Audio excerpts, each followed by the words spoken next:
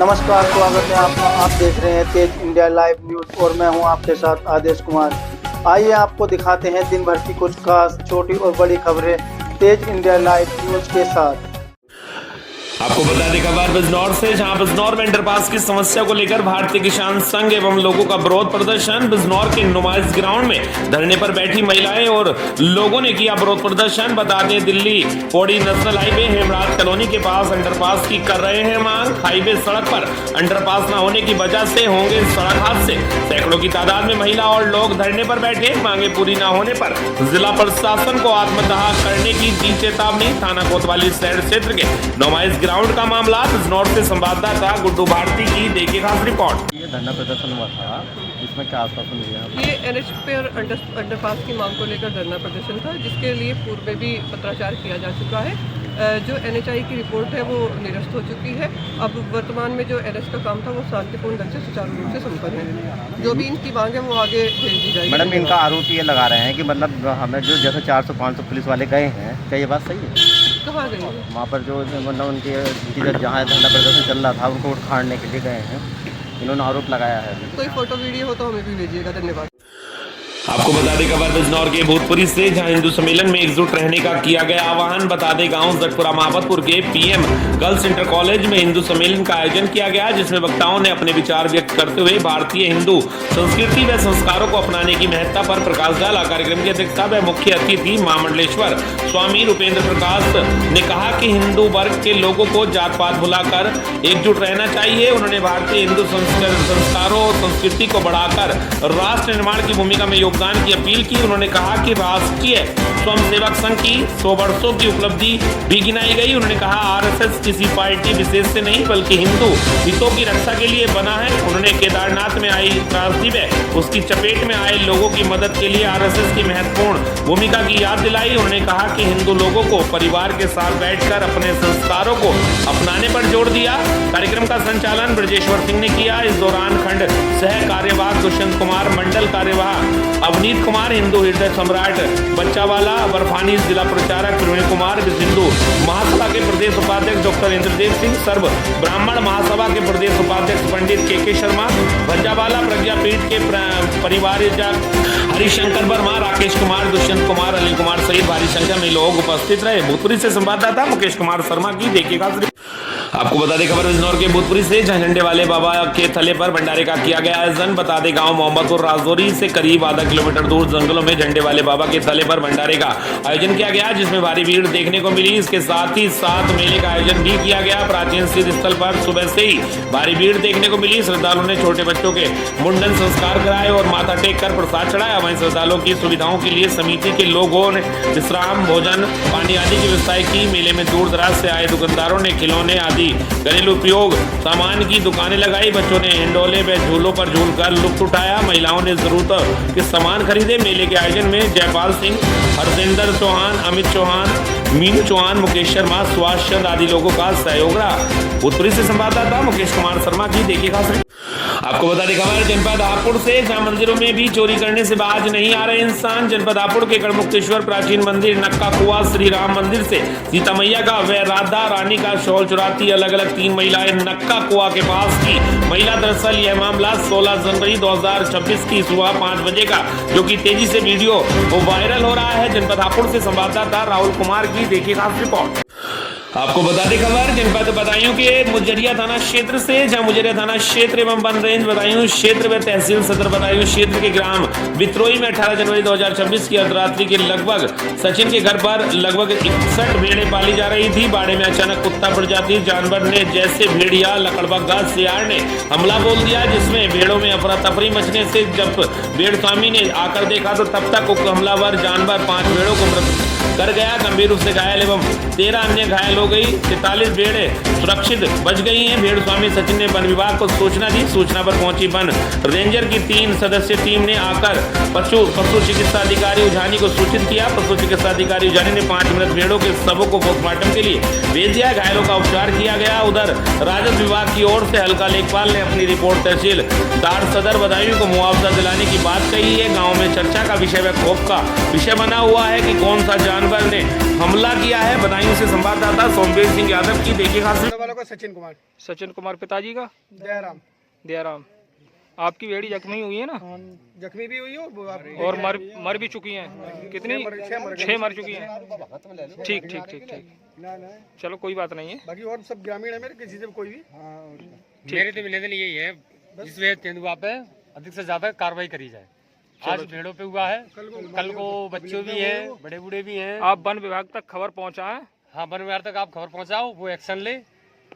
कल को ये नहीं हो कि आज भेड़ों पे है, कल को किसी बच्चे को झपट में कर ले, या मतलब कोई नुकसान ज्यादा हो जाए, कोई लापरवाही ना हो, लापरवाही ना बरते। ठीक।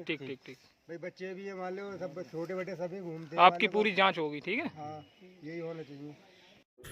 आपको बता दें खबर उत्तर प्रदेश के जनपद मैनपुरी से, जहां खेतों में खड़ी गेहूं की फसल की सिंचाई करने गए किसान को जिंदा जलाकर उतारा मौत के घाट। बता दें मौके पर पहुंची पुलिस जांच पड़ताल में जुटी। बता दें जहां एक तरफ उत्तर प्रदेश सरकार जीरो टॉलरेंस कानून व्यवस्था की बात करती हुई नजर आ रही है, वहीं उत्तर प्रदेश में बढ़ते अपराधों का सिलसिला लगातार देखने को मिलता है। बता दें ऐसा ही एक मामला मैनपुरी में उस समय देखने को मिला है, जहां रात के समय सिंचाई करने गए एक अधेड़ किसान को जिंदा जलाकर मौत के घाट उतार दिया गया। घटना की सूचना पर मौके पर पहुंची पुलिस ने सबको कब्जे में लेकर जांच पड़ताल करते हुए मौत की गुत्थी सुलझाने में जुटी हुई है कि आखिरकार अधेड़ किसान की मौत जिंदा जलाने से हुई है या मौत का कोई अलग रहस्य है। बता दें आपको पूरा मामला जनपद मैनपुरी के कुर्रा थाना क्षेत्र के ग्राम सेया खुर्द से जुड़ा है। इस गांव के रहने वाले बेचेलाल उम्र करीब 50 वर्ष बीते रविवार के शाम इंजन से बटाई पर लिए अपने खेतों में खड़ी गेहूं की फसल की सिंचाई करने गए हुए थे, जो कि सुबह घर वापस नहीं लौटे। तो परिजनों ने खेतों में पहुंचकर उनकी तलाश की तो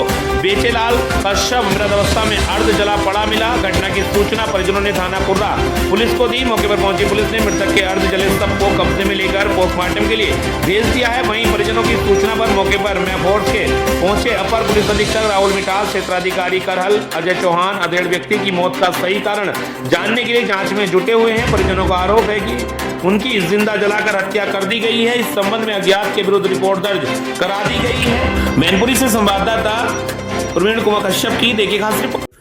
आपको बता दें खबर उत्तर प्रदेश के जनपद प्रयागराज से, जहां प्रतापपुर पीपा पुल चालू उम्मीद जगी, व्यापारियों का आवागमन हुआ आसान। बता दें प्रयागराज में लालापुर एक जिले से दूसरे जिले में मिलाने वाला यह पीपा पुल सुबह की पहली किरण के साथ जब प्रतापपुर घाट पर पीपा पुल से पहला कदम रखा गया तो सिर्फ एक पुल नहीं खुला, बल्कि बरसों से इंतजार कर रहे ग्रामीणों की उम्मीदें भी जाग उठी। प्रतापपुर घाट पर पीपा पुल के चालू होते ही लोगों के चेहरों पर राहत साफ झलकने लगी। 4 महीनों के लिए ही सही, लेकिन जिंदगी थोड़ी आसान जरूर हो गई है, मगर यही राहत अपने साथ एक कड़वा सच भी लेकर आई है। यह पुल सिर्फ 4 महीनों का मेहमान है। 4 महीने बाद पीपा पुल हटेगा और फिर वही पुरानी कहानी, नाव, जोखिम, इंतजार और बेबसी। ग्रामीणों की जिंदगी हर साल इसी अस्थायी इंतजाम के भरोसे चलती है। बरसात आते ही नदी उफान पर होती है और प्रतापपुर घाट फिर उसी सवाल के साथ खड़ा होगा, राहत अस्थायी क्यों, विकास स्थायी कब होगा।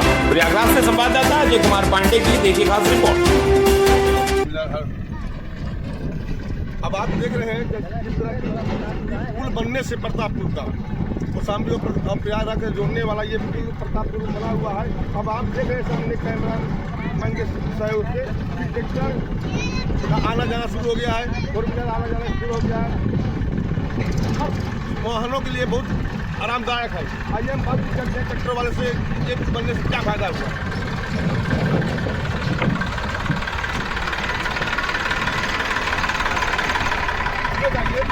ये पुल बनने से आप लोग को क्या सुविधा होती है? सुविधा पाइकदार नान गदेल भाग जाते धान। आप कहाँ से आ रहे हैं? आप कहाँ आपकी मिट्टी डाल रहे। अच्छा, कहाँ के रहने वाले हैं आप? जिला से। हाँ, मुस्तफाबाद गांव है, जिला थाना सराय के पास।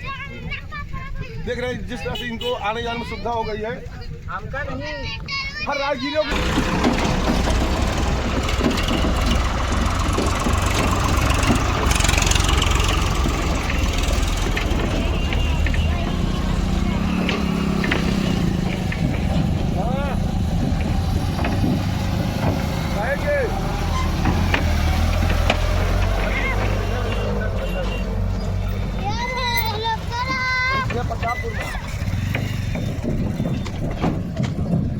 मरवावे अब बताऊं। आपको बता दें खबर उत्तर प्रदेश के जनपद प्रयागराज से, जहां संगम पर टकराई आस्था और सत्ता। सवाल सिर्फ स्नान का नहीं, वहीं संवैधानिक संवेदनशीलता का है। बता दें, जब संत अपमान की बात कहे और प्रशासन नियमों की, तो दोष किसका और जवाबदेही किसकी? बता दें, संगम नगरी प्रयागराज की धरती केवल संगम की नहीं, संयम, सहिष्णु और संवाद की प्रतीक भी रही है। लेकिन मौनी अमावस्या के दिन ज्योतिष पीठ के शंकराचार्य स्वामी अभिमुक्तेश्वरानंद सरस्वती महाराज से जुड़ा घटनाक्रम बताता है कि कहीं न कहीं व्यवस्था और संवेदनशीलता के बीच की दौड़ टूटती नजर आई। प्रशासन कहता है नियमों का उल्लंघन हुआ, संत पक्ष कहता है सम्मान का हनन हुआ।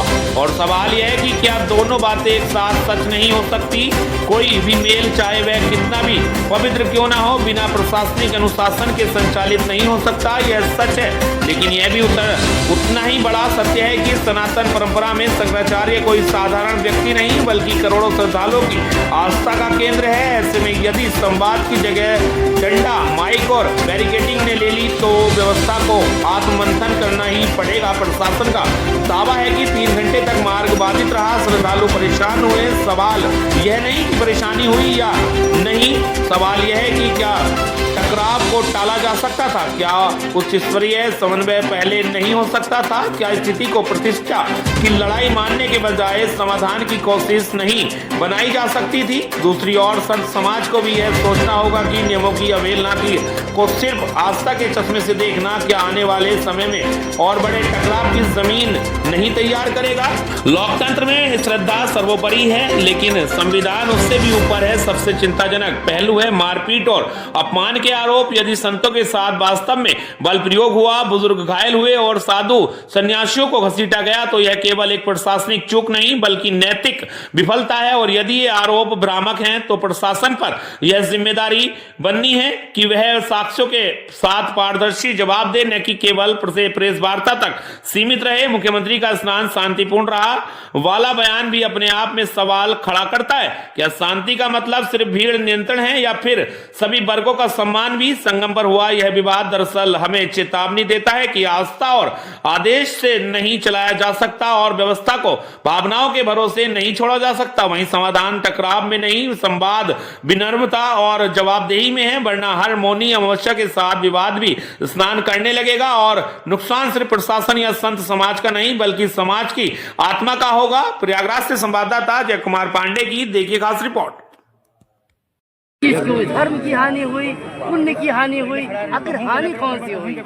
हानि जो है, जो आपका माघ मेला प्रशासन है जी, और जो उत्तर प्रदेश की सरकार है, जिसके अंदर भी प्रशासन कार्य ये हिलाओ लामत भाई साहब, भाई पीछे हटो। विश्वसनीयता की हानि हुई, कार्यक्षमता की हानि हुई, और उन पर से पहली बार महाराज जो शासन प्रधान पर आरोप लगे, वर्तमान में जो शासन है, क्या उसने संयम खो दिया? वर्तमान का शासन जो है, वो अपने आका को खुश करने के लिए कुछ भी करने के लिए तैयार है। इस समय ऐसी प्रशासनिक अधिकारियों की प्रवृत्ति हो गई है कि उनके जो आका हैं, माने मुख्यमंत्री हैं, उनको खुश करने के लिए वो कुछ भी करेंगे, जो करने से वो खुश हुए हैं, तो देश वो सब के कुछ करने को वो तैयार है। देश के वर्तमान आका को राजनीतिक होना चाहिए कि कूटनीतिक? बात यह है कि राजनीतिक हो, कूटनीतिक हो, लेकिन कम से कम देश की जनता के सम्मान को तो हानि न पहुंचाए। वो जो भी हो, राजनीतिक हो जाए हमें क्या हानि है, कूटनीतिक हो जाए हमें क्या हानि है, लेकिन देश की जनता के सम्मान को और उसके जो धार्मिक अधिकार हैं और मानवीय अधिकार हैं, उनकी हानि करने वाला तो नहीं होना चाहिए। महाराज आप संत शिरोमणि हैं, उसके बावजूद भी थोड़ा सा संयम नहीं रखा प्रशासन ने। भाई संत शिरोमणि है, लेकिन सच बोल रहे हैं ना, वो तो चाहते सच हैं कि बोलने की सजा है कलयुग में। हमारे सुर में सुर मिलाने वाले संत शिरोमणि चाहिए उनको, जो उनके सुर में सुर मिलाए। जब वो गौ हत्या करके चंदा ले आए तो कहे बहुत बड़ा उत्सव हो रहा है, बहुत बढ़िया, देखिए वाइब्रेंट हो रहा है, वाइब्रेंट हो रहा है। तो आने वाले क्या समय में क्या कलयुग में संतों का यही हश्र होना है? आने वाले की बात छोड़ो, अभी जो हो रहा है वो तो देखो, यही तो हो रहा है। लेकिन ये जो निर्दयता की गई, इसका क्या आगे क्या मिलेगा परिणाम? आगे ये मिलेगा कि सच की बात और पुष्ट होगी। जी, देखो कल की घटना करके उन्होंने हमको अपने गौ माता की रक्षा की बात को बढ़ाने का और मौका दे दिया। तो इसलिए गौ माता की हत्या को रोकने का जो प्रयास है सनातनी जनता की ओर से, वो और प्रबल होगा। बहुत धन्यवाद। चाहूँगा जिस ऑनरेबल सुप्रीम कोर्ट के ऑर्डर की बात हो रही है, वो मैं आपको एक बार पढ़ के भी सुना देता हूँ आप सबके रिकॉर्ड के लिए। ये 2022 के माघ मेला में ये प्रश्न आया था जिस पर माघ मेला जो हमारे मेला के अधिकारीगण हैं उनके द्वारा विधिक राय ली गई थी। सारा डिटेल हम लोग के पास है। ऑनरेबल सुप्रीम कोर्ट ने 14/10/2022 को जो ऑर्डर किया था वो ऑर्डर का ऑपरेटिव पोर्शन था कि this application is allowed in terms of prayer clause A. और क्लॉज ए इन्होंने अलाउ किया था ऑनरेबल सुप्रीम कोर्ट ने, और क्लॉज ए जो था वो ये था कि kindly restrain Jyotishpeeth of Badrinath और any other organisation from holding any pattabhishek ceremony of either Swami Shri Avimukteshwaranand Saraswati और anyone else for being appointed as H.H. Shankaracharya of Jyotisapith either on 17th October 2022 or thereafter till the captioned appeals are finally heard and decided। तो ये prayer थी जिसको honourable court ने allow किया था। Matter अभी भी सब जुडिस है और जो भी ऑनरेबल सुप्रीम कोर्ट का डिसीजन होगा वो हम सभी के लिए बाध्यकारी होगा, उसी के अनुसार हम लोग कार्यवाही करेंगे। और जैसा मेलाधिकारी ने बताया कि ऑनरेबल कोर्ट के आदेशों का अनुपालन करना एक सरकारी सेवक होने के नाते हम लोग की जिम्मेदारी है, और पूरी जिम्मेदारी के साथ हम लोगों ने और पूरी टीम ने कल आप सभी लोग उसके विटनेस हैं, आप में से बहुत सारे लोग कल वहाँ पे उपस्थित भी थे। और जिस तरह से दिन पूरी रात मेहनत करके और कल पूरे दिन हम सभी लोगों ने मेहनत करी और आप सभी लोगों के सहयोग से एक रिकॉर्ड भी बना और सकुशल बिना किसी बाधा के अच्छा स्नान हुआ। केवल मेला क्षेत्र ही नहीं, बाहर भी हम लोगों ने रेलवे स्टेशन पे, बस स्टेशन पे, बाहर जाने वाले हमारे जो भी श्रद्धालु थे, हम लोगों ने सुनिश्चित किया कि जो भी श्रद्धालुगण आए हैं उन सभी लोगों को कोई भी सब कठिनाई न हो और सकुशल वो स्नान करके अपने अपने गंतव्य को जाएं। Thank you. आपको बता दें बड़ी खबर हरिद्वार के सिडकुल से, जहां सिडकुल में अवैध शराब के खिलाफ पुलिस की बड़ी कार्रवाई। एक आरोपी को पुलिस ने किया गिरफ्तार। बता दें हरिद्वार के सिडकुल थाना क्षेत्र में पुलिस ने अवैध शराब के खिलाफ कार्रवाई करते हुए एक आरोपी को गिरफ्तार किया है। आरोपी के कब्जे से भारी मात्रा में देसी शराब बरामद की गई है। बता दें सिडकुल थाना पुलिस ने दिनांक 18 जनवरी 2026 को गश्त और चेकिंग के दौरान नवोदय नगर क्षेत्र में कार्रवाई की। पुलिस ने सेंट थॉमस स्कूल के पास से अशोक कुमार नामक व्यक्ति को 45 पैकेट देसी शराब माल्टा मार्का के साथ गिरफ्तार किया। गिरफ्तार आरोपी अशोक कुमार पुत्र राम प्रकाश नवोदय नगर झुग्गी झोपड़ी का रहने वाला बताया जा रहा है। वहीं पुलिस ने आरोपी के खिलाफ सिडकुल थाने में मुकदमा अपराध संख्या 23/26 के तहत धारा 60 आबकारी अधिनियम में मामला दर्ज किया है। पुलिस के अनुसार आरोपी को आज ही मान्य न्यायालय में पेश किया जाएगा। बता दें आपको बरामदगी में 45 पैकेट देसी शराब माल्टा मार्का। कार्रवाई करने वाली police team constable Hari Singh, constable Ripendra Sidcul. Police की इस कार्रवाई के बाद अवैध शराब कारोबारियों में हड़कंप मचा हुआ है। सिडकुल से संवाददाता अंकुर चौहान की देखिए खास रिपोर्ट।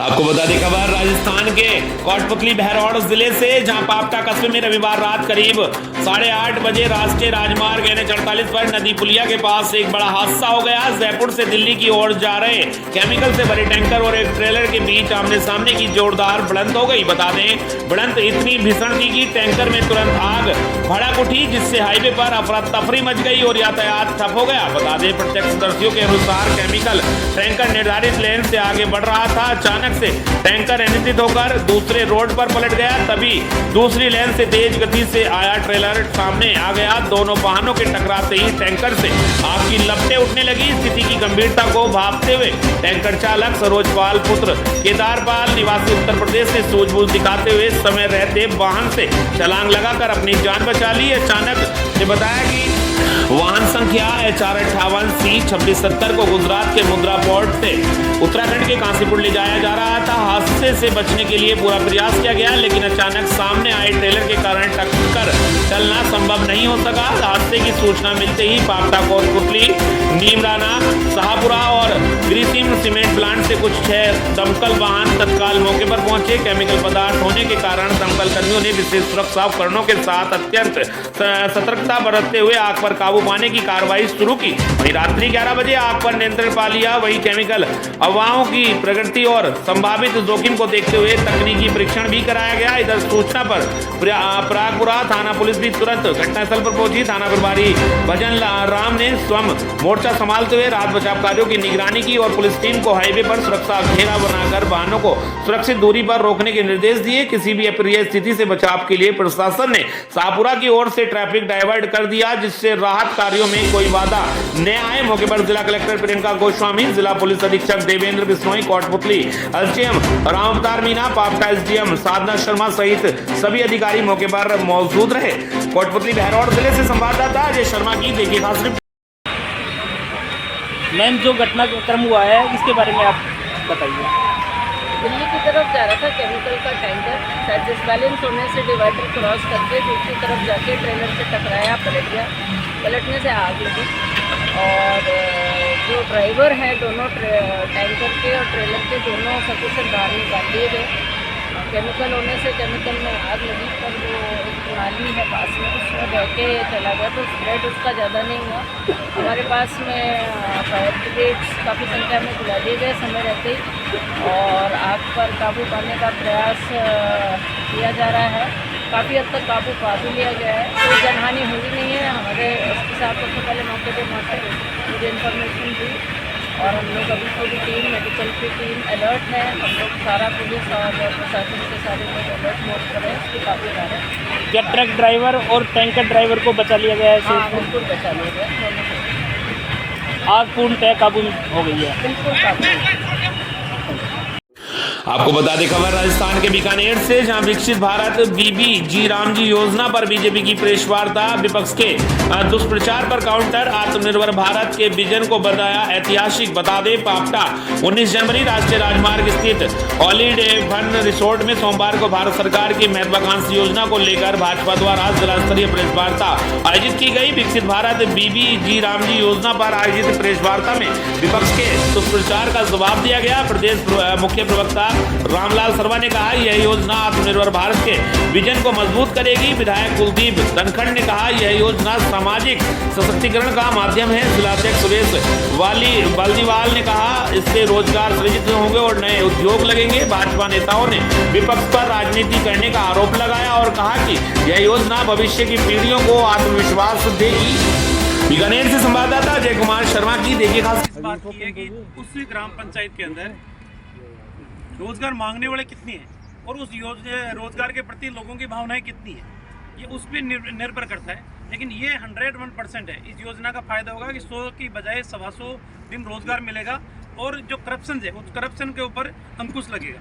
रामलाल जी, योजना का नाम बदलने के नाम पर आप भावनाओं का जिक्र कर रहे हैं।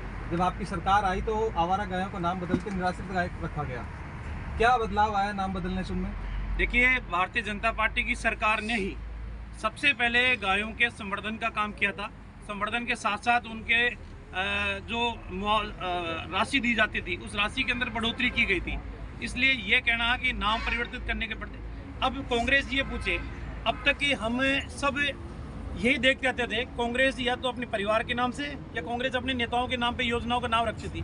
भारतीय जनता पार्टी ने तो किसी नेता के नाम पे रखा ही नहीं। पार्टी के नेता जी, महात्मा गांधी जी कौन सी पार्टी में? नहीं, आप इंदिरा गांधी योजना दे लो, आप पंडित जवाहरलाल नेहरू योजना मान लो, बदला गया उसकी बात करें। नहीं तो नाम बदलने से देश के विकसित भारत का एक सपना है और विकसित भारत का सपना आप सब देख रहे हैं। आप सब भी यही सोच रहे हैं कि विकसित भारत होना चाहिए, उसमें मेरा योगदान भी बनना चाहिए। तो विकसित भारत अगर कोई योजना का नाम रखा है तो इसमें कोई आपत्ति भी नहीं होनी चाहिए। सर, अभी विधायक जी ने संजय गांधी की तरफ इशारा करते हुए इशारा किया है। संजय गांधी की पत्नी और बेटा तो अभी भी बीजेपी में बना हुआ है। देखिए, कोई भी पार्टी हो, हर पार्टी के सिद्धांत, उसके मूल्य, उसकी विचारधारा, ये सब एक मैनिफेस्टो की तरह होता है। जैसे चुनावी घोषणा पत्र होता है, वैसे ही उस पार्टी की विचारधारा के अंदर ये बिंदु होते हैं। हम इन बिंदुओं के ऊपर काम करेंगे। अगर कोई उन बिंदुओं से सहमत है, वो किसी पार्टी में काम कर सकता है। बहुत से उदाहरण ऐसे हैं, एक भाई अलग पार्टी में, दूसरा भाई अलग पार्टी में। ये तो भावनाएं और विचार। आपको बता दें खबर बिहार के बगा पश्चिमी चंपारण से, जहां बगा अंतर्गत गंडक पार प्रखंड पिपरासी पंचायत सेमरा लबेदा भैंसिया श्रीपत नगर में वायरल वीडियो 2 मिलियन होने पर केक काटा गया। मां नारायणी गंडक पार धाम पनियावा मौके पर उपस्थित मीडिया बंधु सुनील साहनी, पंकज चौहान, ओम प्रकाश, भास्कर, हनुमान सिंह, कृष्ण शर्मा, अजय कुमार, राजेश पांडे एवं क्रिकेटर जीतू जितेंद्र, विनीता विश्वकर्मा, संदीप पकोड़ी बाबा, राकेश मौजूद रहे। बघा से संवाददाता सोहन निषाद की देखिए खास रिपोर्ट।